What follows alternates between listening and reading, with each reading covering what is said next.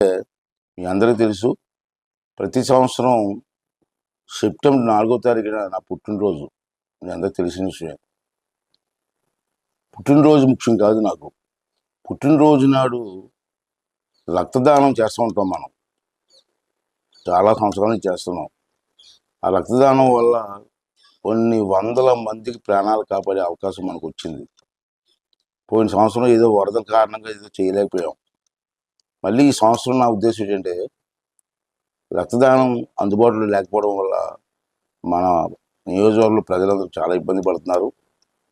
ఎందుకంటే ప్రాణాల ఆపదలో ఉన్నప్పుడు రక్తం కావాలా, ఆపరేషన్ చేసిన రక్తం కావాలా. అంచేత మన రక్తదానానికి ప్రాధాన్యత ఇవ్వాలని చెప్పి నా ఉద్దేశం. అంచేత 4వ తారీఖున మనం రక్తదాన శిబిరాలు ఏర్పాటు చేస్తున్నాం. రేపు వచ్చి 4వ తారీఖు. ఆ రక్తదాన శిబిరాల్లో మీరు అందరూ కూడా పాల్గొవాలి. ప్రతి ఊరి నుంచి కూడా రక్తదానం ఇచ్చే దాతలందరూ ముందుకొచ్చి